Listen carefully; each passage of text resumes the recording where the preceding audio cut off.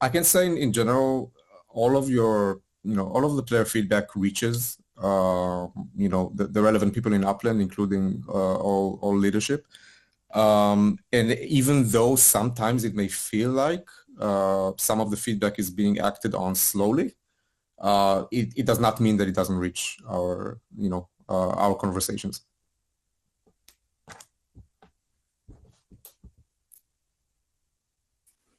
Cool, thanks for that.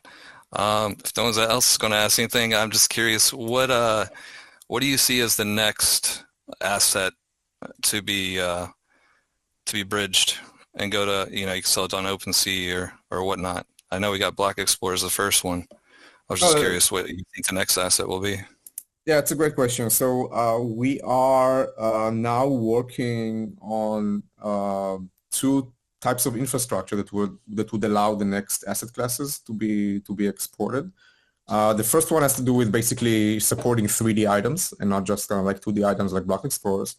But maybe a bit more difficult and kind of like, something that needs to be resolved before we move forward is what do you do when a map asset, so a 3D item that is manifested on the map, such as, cars and map assets and structure ornaments with the crates, right? What do you do with the asset once it goes out of the Upland ecosystem and into something like Ethereum, right? So this is something that we are actively working to solve. And once that happens, those mechanisms will be integrated into the process of being able to export these items and trade them, outside of Upland. So again, a bit of patience, but once the infrastructure is there, we'll be able to have a lot more asset classes exportable through the portal. Thanks. I'm just excited you got one done. So kudos to that. That was really awesome. Thank you. I really appreciate it. And, it's not, these are not trivial things and questions to solve. And, given the fact that every time we do this like very infrastructural advance, it comes on the expense, unfortunately, of making other advances with other mechanics and gamification and, other things. So again, we are still relatively a small team. We're trying to make the right calls, but we're trying to have the right mix of, making these advancements towards making Upland into a true platform. And you can see this thing, and part of it is the third-party tools, and part of it is the NFT portal. Part of it is being able to immerse in 3D now, kind of like and see Upland around you. So again, it's kind of like baby steps happening in multiple directions, but all of the directions are still, very much true to what we envisioned Upland from the earliest days. I have a question about species. I go to the website, I read everything. It's cool, but then when I go to contact, it just gives me an email. And every time I click on it, I just don't know what the hell it will say, to be quite frank with you. Yeah, so that email actually goes to a person. So that's not a bad thing. So the species, I'll give you a short update. Again, like we've mentioned, the Species Foundation is not Upland. It's actually been established in I think in late May or early June already in Zug in Switzerland as a nonprofit foundation. And this is something that takes time. So the foundation has just been established. The foundation is now raising funds for its operations. And eventually they're going to start working, on the white papers, on the actual mechanics. I know there's like some cool partnerships happening there. And it's slowly going to actually launch. Hopefully, we're hoping to see in 2024 some of the Species Foundation's fruits of those efforts. And we'll absolutely be at least one of the alpha partners that are going to integrate that output into Upland. So again, it takes time just because it's really, really in early stages. But I think it was super important for us. Like if the net result of it is that it's actually able to spawn to life as a decentralized effort, I think like the quality of what we can achieve in Upland as a project that relies on that standard is so much better, I think, than what we could have done on our own as a centralized team. So I think the patience that's required there is going to absolutely pay off in the future.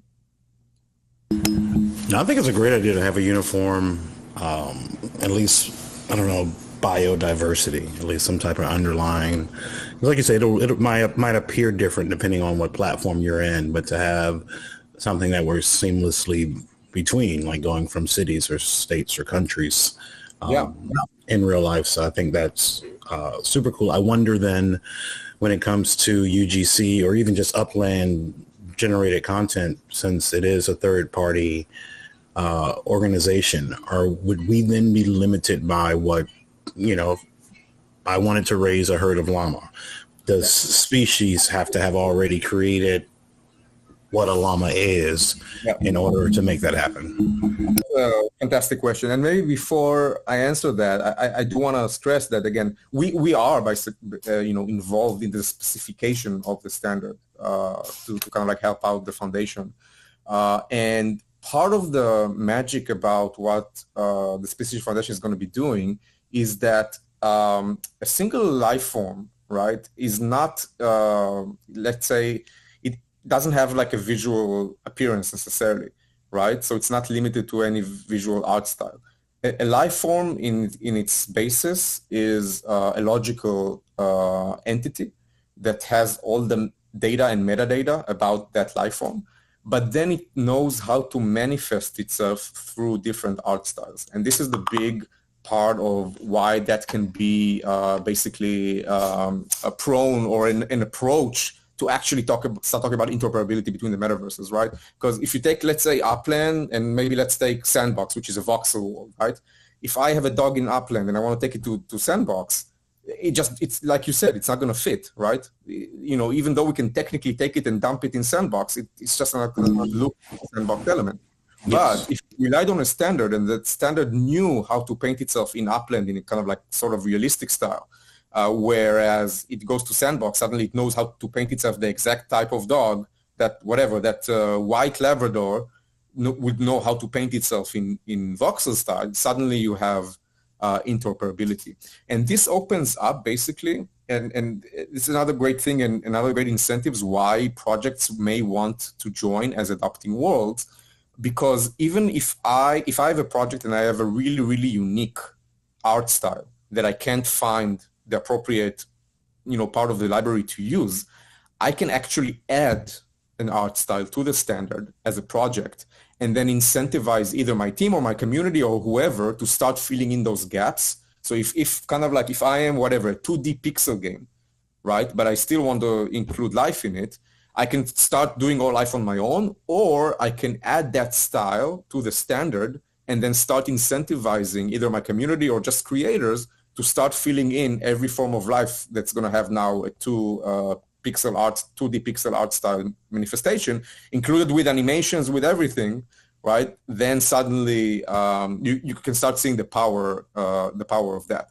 So again, back to your question about kind of like the llama herd. So if a llama already exists, right, and if it's already mapped in the standard in the style that Upland accepts, then you can just implement the llama. You don't need to create anything for species. You can just come in and basically introduce the llama and start, working with it in Upland.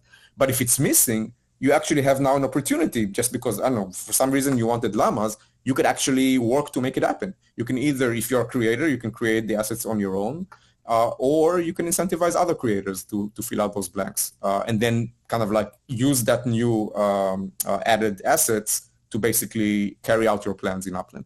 Does that make sense? The way I... Yeah, no, absolutely. I think the only way to do it, at least to do it in a seamless, interoperable way, is to crowdsource it. There's no way that one single entity or company can account for all the variations and diversity of life in the world. So I think that is the absolute best way to do it. I was just curious about how restricted member organizations would be. And like I say, if they just haven't gotten to the gazelle yet, or the llama yet, but you answer that, just go do it or incentivize it. Exactly. The thing is, it's going to be a democratized, environment where if there is an art style that's successful and popular, then market demand would mean that people start mapping out that art style through different species. And probably if I had to bet, the way it's going to go, it's going to start from the most, basically, everybody wants a dog in the world, right? Whatever. But I don't know if people want necessarily an armadillo, right? So you can imagine that dogs get worked on before armadillos do, right? So there's going to be like these market forces that actually dictate what gets mapped out first and in what visual art style. I didn't even think about the breed of dog because, you say dog, but what is that? A German Shepherd, a Pomeranian, that within itself. Governance themselves. The Species Foundation has a governance system that's built. It has 3 pillars. It's the Species Foundation itself, the adapting worlds, and the fungible token holders. And together they are responsible to authorize what is a valid species, what calls for, right? Because, obviously like a Chihuahua and the German Shepherd can't be the same species, right? Because they visually, vary too. But that's exactly why we need the governance systems, right? So there's going to be an authority that's going to be decentralized, that's going to make these decisions, what qualifies as a separate species, etc. So you would recommend with the email, just, hi, my name is, I'm interested in helping, maybe some background on how it might, you might be able to? 100%. Got it. Thank you. Oh, I hope they do mythical creatures, a certain species of them. Yeah, so the interesting thing about that is that there's a reason why kind of like we started with species beyond the fact that, very greedily we wanted species in Upland, species of life. But also what's interesting about that is A, nobody owns the IP for species of life. And B, there is a source of truth for the information. So even though it may be difficult to get to via consensus, it's still out there.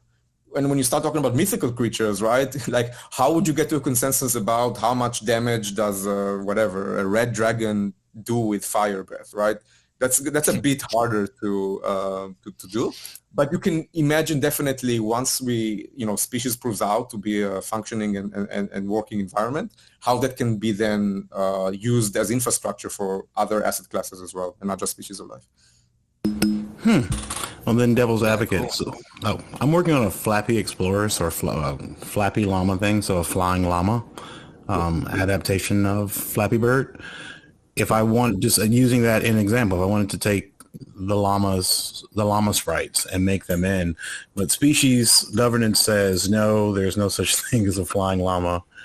You can't have that thing. Would that still be something that's available to us as Uplanders and just maybe not as interoperable? Or, I guess how much authority will they ultimately have on what we can and can't bring in? So again, the species mandate is, to take all forms of species of life and map them into digital form to create that unified repository that can then be adopted. The Species Foundation is agnostic to how it's being used.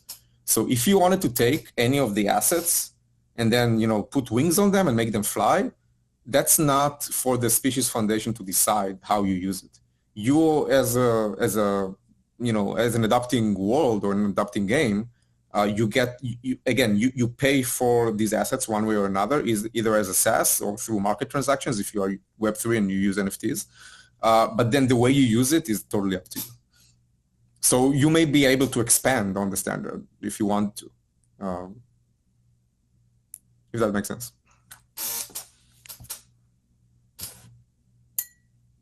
Trying to unmute. Perfect sense.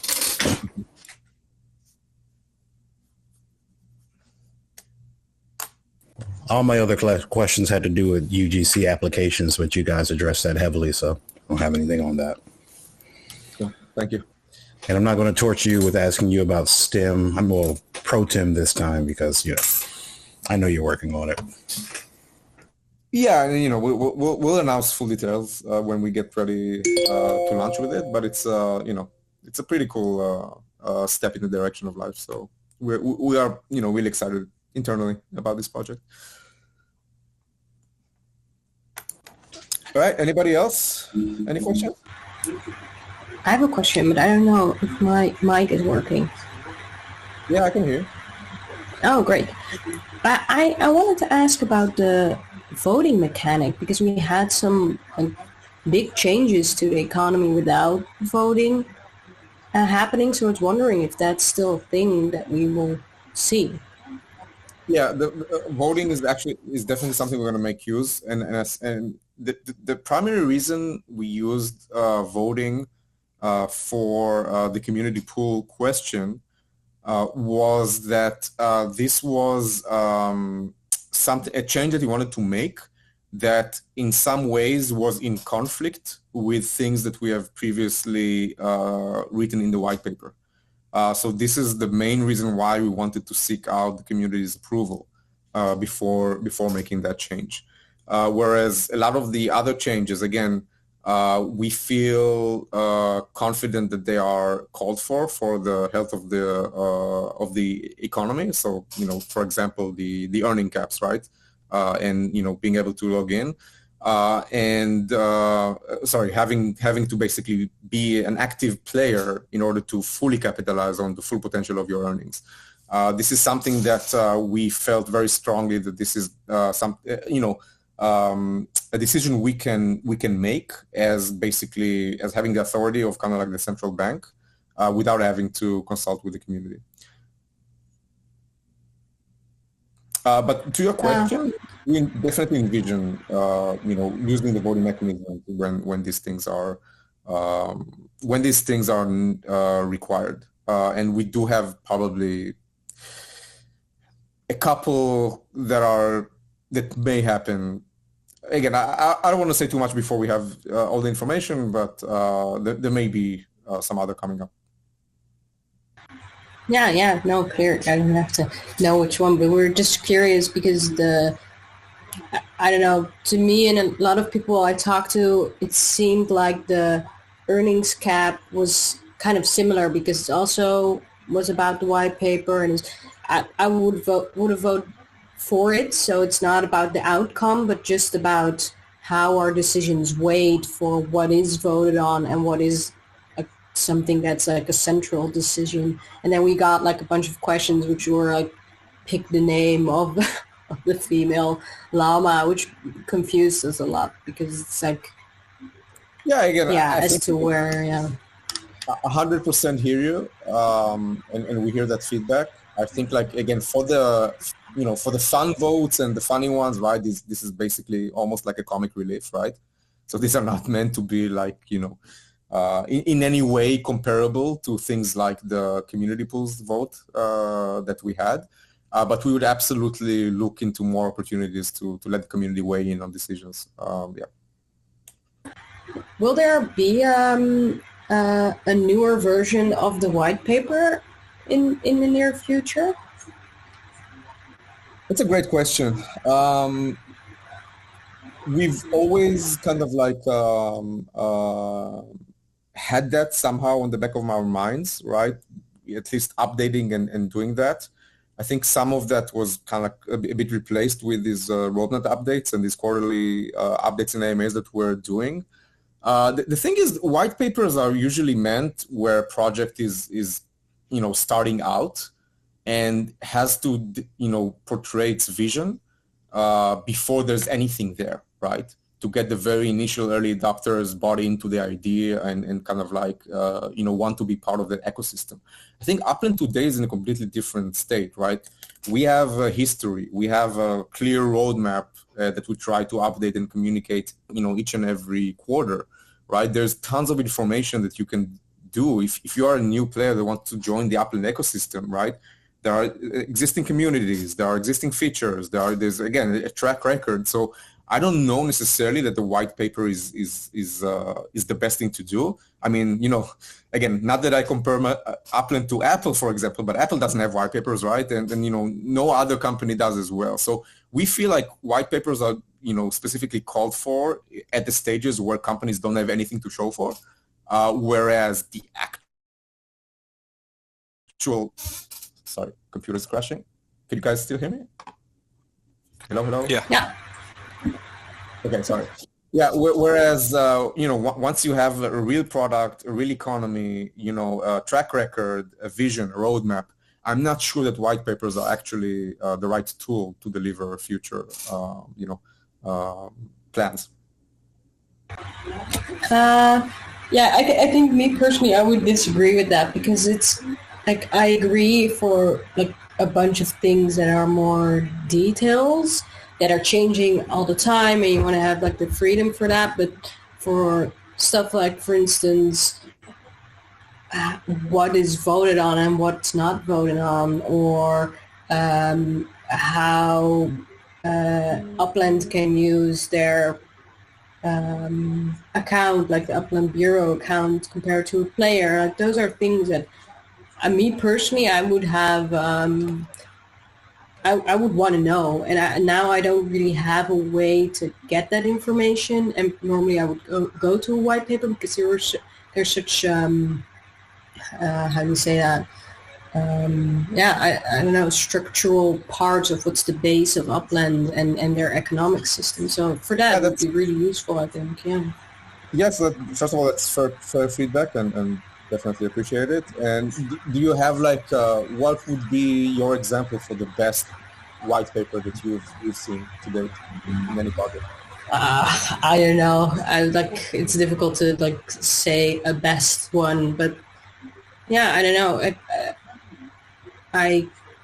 I'm not opposed to a white paper that is open for change over time, but I think it gives a strong view of what the core of a project is, and something that not everyone has to know. Like a lot of new players don't have to know that, but that will give us a sort of hold for what the core structure of Upland is. And yeah. I mean, I agree, and with the lack of an updated white paper, I would encourage everyone to basically look at, actually the track record, and by our actions, what we're trying to do. And again, what we're trying to do is make everything as open as possible, as expandable as possible, try to give every stakeholder in Upland the opportunity to actually create value in Upland. And I think these are the main points, right? Like getting into the technicality of whether or not Upland is allowed or in what capacity to own properties for, deploying, the initiatives that we do. I think it's important, but I don't think that's the grand picture, right? And I think I would always encourage, because at the end of the day, the ideal point that we want to get to as an ecosystem is that Upland doesn't even have, as an operator, doesn't even take part in it, right? We just provide the infrastructure and that's it. And in the interim, in the time where, in between now and where we get there, we as operators do need to maintain some kind of freedom, right? To make these decisions and kind of like, we still try to the best of our ability to play by the same rules that the players do. But again, we do need some power to make the decisions as we kind of like navigate. And again, even if we were to do an updated white paper, I don't know that we could even imagine to go into every detail. There may be things that happen 2 years from now that we didn't even envision today, right? So it's really hard to really go into very, very intricate details in these white papers. But again, I do absolutely hear your feedback. So maybe we should think about other ways other than white papers to kind of like bring a bit more clarity, right, into the kind of like the rules of engagement. Yeah, thanks. Yeah, I think it's already there's way more official text to read at places. Like I see that the website itself, like not the game, but the Upland website is very improving. So there's way more information to be found. So there's progress there. But I think there are some parts that me personally, but I know also other people are struggling to find the official information. And then, yeah. Sure, but I do also encourage, like, if you're looking into information and it's not there, please ask the question. And the answer may be we don't have an official policy, and maybe the answer is that we do, and it just hasn't been communicated well enough. So, do please ask the question. I try. I think people know I ask way too much questions. I don't know if someone else want to ask. There's no such thing.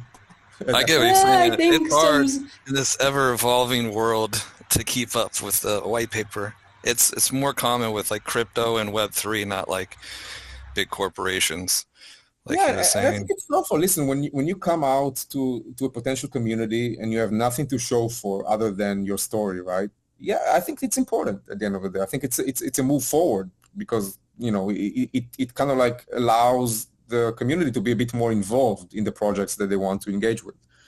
So I have nothing against white papers. I don't know if that's the best vessel to keep kind of like an updated progress for already well-established projects. Well, keeping that roadmap, I think, is important. So you do have that um, instead of the revamped white paper. So that's something.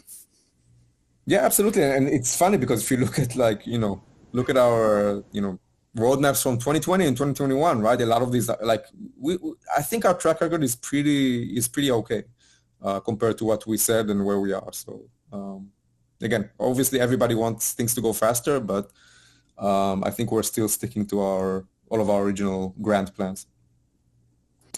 Yeah, you guys really are like have a trajectory towards your roadmap. Like I follow the roadmap closely because to Deshak's point, once the white paper had been created, it's just there. Maybe there should be like some master document for like major system changes, like the Upland Bureau. And to Deshak's point, it would only be important to more seasoned players, but it threw a lot of players, caught a lot of players off guard. A lot of players felt that it was unfair. For the record, I'm not one of them. I think I get it. There needs to be some type of governmental organization for the time that you guys are serving in that role in order to interact. I was also a big proponent for employees being able to play the game so they know what it is that they're touching and talking about. But I do think that there should be somewhere that we could go, even if it's post facto, even if it's just reactionary. Okay, everyone's complaining about the Upland Bureau. Let's have a static place that's not lost in the newsletters of every event and say, the Bureau serves for these purposes. And if there are rules, if there aren't, or whatever the case may be, that can just be a growing document somewhere. Yeah, absolutely. We can look into ways to do that. And it can be as simple as forums of these types where, maybe we have office hours where anybody wants to raise these specific issues can come and maybe the output of that can then be made public. So all of the community has that information available. You said the magic word office hours and reminded me of a question. UGC does office hours and they're great. Fridays at, I think, 2 my time, 11 a.m. Pacific. In any case, Meta Ventures and other facets of the company that involve themselves directly with the player base, especially if it is user-generated content or buildings or whatever the case may be, it would be great, even if it's not every week, if it's bi-weekly, once a month, if we can have some type of office hours, some way to connect Discord or elsewise. There is office hours for UGC. You should come. It's great. No. I was saying I love UGC's office hours. I'm saying it should expand to Meta Ventures. Sorry. Yeah, and yeah, other. True. Sorry. Yeah, it's amazing. It would be a great format for other parts. I fully agree. Sorry, I wasn't listening. Yeah, absolutely. And again, I have to also keep in mind that, again, I think this is a fabulous thing, in general with Web3 mentality, where the community is so much involved with the actual operating team. And we need to also understand that it comes at a cost, right? Because when the team is doing office hours, they're also not doing, other things that they should be doing. So there needs to be the right balance, and we're absolutely, I think, ready to take, steps to expand that to the best of our abilities. But yeah, I think, again, need to understand, like, we don't have a lot of example in the world of what we are all here as a group trying to create, right? And we need to find the magic path to make actually getting there from the most operational and technical perspectives, right? So a lot of these things are uncharted waters, and we're figuring this out together. And this is why we love this community and appreciate it so much, just because, we are literally defining, hopefully, the future together. And again, it's not easy. Sometimes it can be painful, but it's happening. And I think we are seeing progress also. We are, and in business, you don't get a lot of the positive feedback in the way you'd like. So I don't want it to be taken as I think that you guys are doing bad. I think you're doing a phenomenal job. There are hiccups anywhere, especially in a technical sense. I guess more so it's, hey, this is going really, really great with the UGC office hours. All that are involved really, really love it. And so if and when and where, like I say, I get that talking to us for 2 hours means they can't do their regular work. So if it's a once a month thing or, whatever, every fifth Saturday, that would be great. No, I 100% agree to that. And actually, I love this form factor now that this is also done in kind of like inside of Upland. So again, you've seen okay, when we tried to do it with 50 people, maybe it didn't work that well. But this actually feels pretty fun and pretty cool. So we're going to find the right ways to do these things. Yeah, it's very fun. Can I please ask for the design, like the UGC office hours, not to move to this place, because it wouldn't be possible to run this at the same time as Blender. So we really want to keep that Discord. Sure. Yeah. Again, you guys should take it with whoever's responsible for that, and whatever works best and is most effective. It can be done, and we can always do an after party inside of an Upland Co-Founder. yeah, I think that's better. Like UGC release, so every time there's a new item in, we can celebrate it here. Yeah, that's great. Hopefully there are going to be a lot of those at Spin. So. I hope so too. Like I wanted to, because I missed most part of the AMA thing because I was thrown out, so I know that you talked a lot about the UGC already, but I wanted to touch on the delay a little bit, because the time part of it. I think for most designers, it doesn't matter that it's a long time. Of course, everyone wanted this as quick as possible, but I think what is more important is that we have some sort of way to see when something could happen. So I'd rather know that it's in 100 days from now than that it's being improved, that it's going quicker, because especially with the ornaments, it's so season related that we're now, it's just not matching up. And that's a shame, because now I know that the team is busy working on a lot of things for Genesis Week, which is already passed, and therefore new items won't come in. And it's so difficult to plan around that because we don't have any way to see. Absolutely. Yeah, we what the absolutely get it. My recommendation. So first of all, my recommendation with outdoor decor, just keep in mind these are every year the season will come around. So even if we didn't get Genesis Week ornaments in time for Genesis Week, I would still say push them through so they are available for next Genesis Week. And maybe again try to optimize to not necessarily the upcoming season, but maybe the one after that or the one after that, right? So you have some leeway. It's really hard for us to commit now to the time. Again, just because the size of our organization, right? So it's enough that the backlog becomes suddenly massive because there's a lot of submissions that could actually affect the time that these submissions are get processed.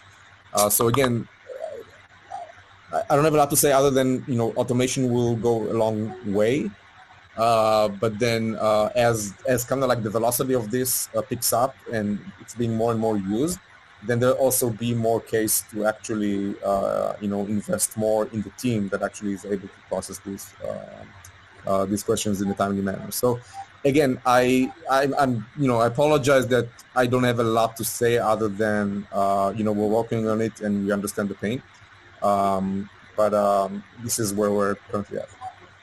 But isn't it an idea to halt the amount of submissions people can put in? Because now more and more factories and meta ventures will open that cannot produce anything because it's like I know that there are like it's a lot of work to get them in, so I understand that it takes a long time and it's too small of a team. So maybe have a max amount of items that factories can put in, or Yes, so there can be. I think what we need is a little bit of data about how much those automated tools, which are already existing, and we need to kind of like get them in the hands of creators, how much those are going to relieve the inefficiencies of the process.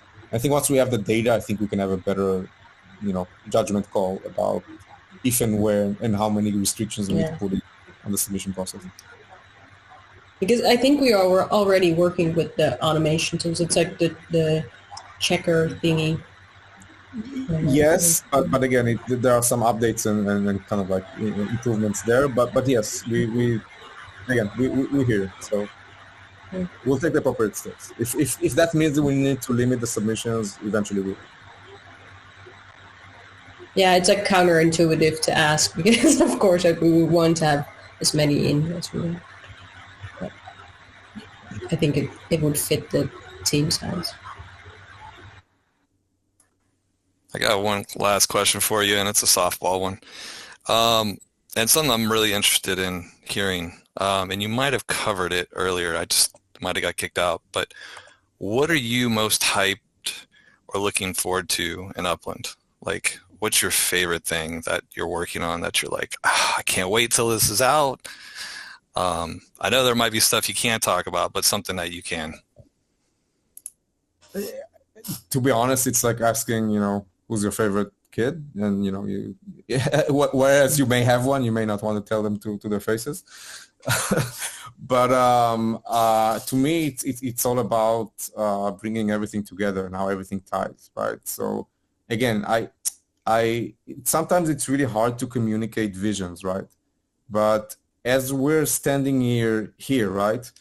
And you're asking yourselves maybe, hey, how does a metaverse, how does like an immersive cafe, what does it have to do with racing, for example?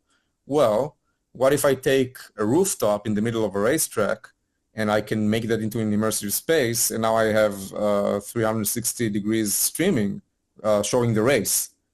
And now instead of kind of like watching the race on kind of like my device or kind of like as a race app, I just go to the rooftop, hang out with my friends, and watch the race around me, right? So these types of things are really hard to communicate, and they take time to get to.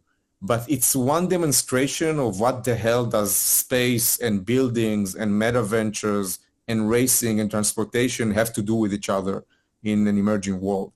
And to me, that's the most exciting part, is, again, slowly, implementing, demonstrating these connections and making them happen in a way that shows and demonstrates to everybody our thinking, right? That was the same thinking when we got started, right? Like when in the first iterations of Upland, you could only go to San Francisco and buy a property for USD, and that's it. That's what was possible in Upland. But we had this in our mind. We had this like standing here in 3D and seeing Upland around you. That was part of our vision. And back then it was hard to communicate, but I think now it's a bit easier. So what am I most excited about is about keeping connecting the dots and making everything connect to each other into one very, very coherent and innovative, ecosystem. Got you. No, that's good. It's like a database, just relational, connecting everything together in a sense. I said it more of a nerdy tech way, but yeah. Yeah, absolutely. All right. People, it's been a pleasure. Let's see. All right. And with that, thanks for coming and asking the questions. We really appreciate it.